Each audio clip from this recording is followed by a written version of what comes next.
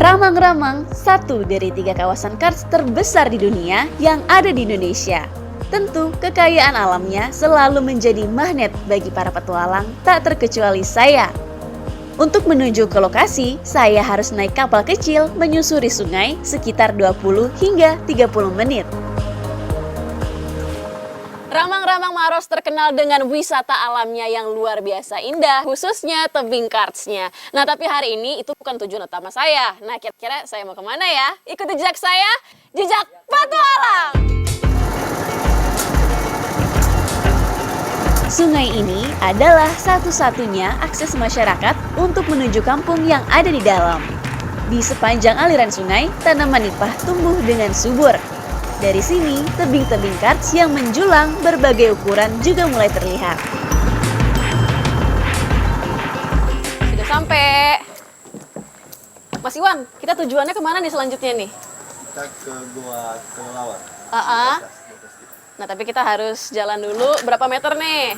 Dari sini mungkin sekitar 100 meter. 100 meter. Sampai di kaki tebing. Siap, kalau gitu kita harus semangat. Ya, tujuan saya kali ini adalah Gua Kelelawar yang ada di salah satu bukit karst. Untuk menuju ke sana, kami harus menembus semak belukar yang cukup tinggi.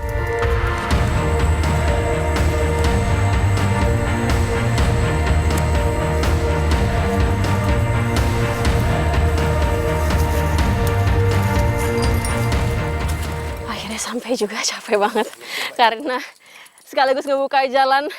Jadi itu goa yang tadi saya maksud. Kita bakal naik 50 meter dan sekarang kita lagi prepare untuk safety-nya. Ikuti jejak saya, jejak petualang. Walaupun goa yang akan kami masuki letaknya tidak terlalu tinggi, tapi keselamatan tetap yang nomor 1. Itu sebabnya perlengkapan safety benar-benar harus dipersiapkan dengan matang. Jadi di atas ada 2 mulut gua dan saya bakal masukin yang ke pertama.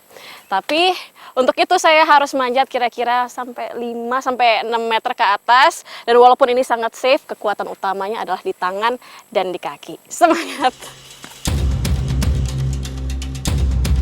Tangga bambu sederhana menjadi jalur utama untuk bisa masuk ke dalam goa dan mengambil kotoran kelelawar.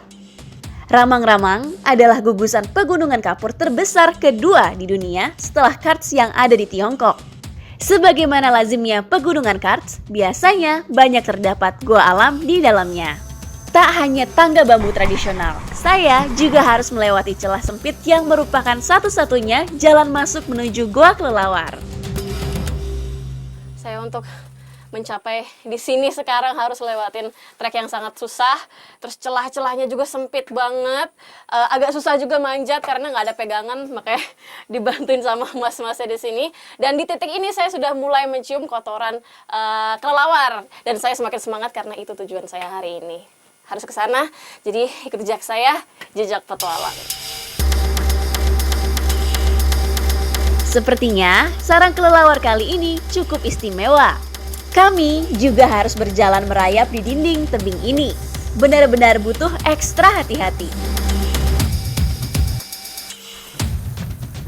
Oke, jadi kan kita mau ngambil kotoran kelelawar ya. Sebelumnya kita harus mengolesi tangan-tangan kita dengan debu dari lapukan bebatuan. Fungsinya apa ini? Nah, itu untuk menahan kutu-kutu itu supaya tidak masuk di kulit. Jadi kan kalau kotorannya sudah agak lama, banyak kutunya tuh. Ya. Nah, biar kita lebih safe, lebih bersih, nggak digigitin kutu, kita pakai ini. Masuk ke mulut goa, kami masih harus ekstra hati-hati. Jalan menuju goa utama masih sangat sempit dan banyak bebatuan yang lancip dan tajam. Nah, ini nih yang kami cari. Jadi yang saya pegang ini adalah kotoran kelelawar. Masih baru ya? 1 bulan. Saat masih baru, kandungan nitrogen dan amoniak pada kotoran kelelawar masih sangat kuat. Makanya tidak bisa langsung digunakan sebagai pupuk tanaman. Selain itu, dengan dibiarkan beberapa bulan, kotoran ini akan terfermentasi secara alami. Proses tersebut membuat kotoran kelelawar sangat kaya nutrisi untuk digunakan sebagai pupuk kompos. Bang, ini dijual berapa sih harganya? Biasanya 35.000 sekitar. Satu karung 35.000. Padahal kita naik-naiknya udah kayak gimana tahu ini. Tapi untung nih, cuman kelihatannya sedikit pas kita garuk-garuk kayak gini, lumayan banyak juga nih.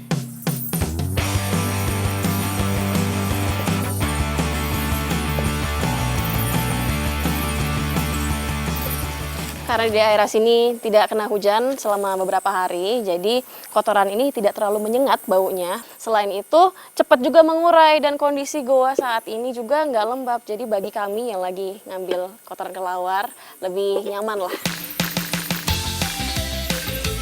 Salah satu ciri kotoran yang sudah bisa diambil adalah yang sudah kering, hancur, dan aroma yang sudah tidak terlalu menyengat hidung.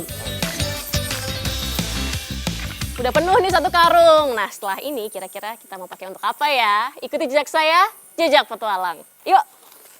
Wah, bertangan.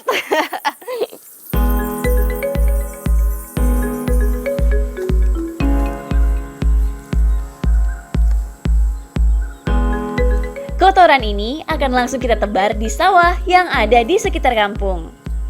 Di tempat inilah awal mula kenapa bisa disebut ramang-ramang. Dalam bahasa Makassar, ramang-ramang berarti berkabut. Karena kampung dan persawahan yang diapit Pegunungan Karts ini selalu berkabut saat pagi dan sore hari. Kotoran kelelawar banyak banget nutrisinya yang dibutuhkan oleh tumbuhan. Nah, makanya cocok banget untuk jadi pupuk. Ikuti jejak saya, jejak petualang. Pupuk organik kotoran kelelawar ini biasanya diberikan pada tanaman untuk menggantikan pupuk kimia seperti NPK dan urea karena kandungannya yang hampir sama. Makanan yang dimakan oleh kelelawar sangat berpengaruh dengan kondisi dan nutrisi yang ada di dalam kotoran kelelawar itu tersendiri. Nah, kalau pupuk ini menurut masyarakat sekitar banyak banget nitrogennya. Kenapa? Karena kelelawar di sini sering makan serangga dan ikan-ikanan. Jadi karena banyak nitrogennya, pupuknya sangat cocok untuk tanaman yang sudah mulai tumbuh, artinya sangat bisa mempercepat pertumbuhannya.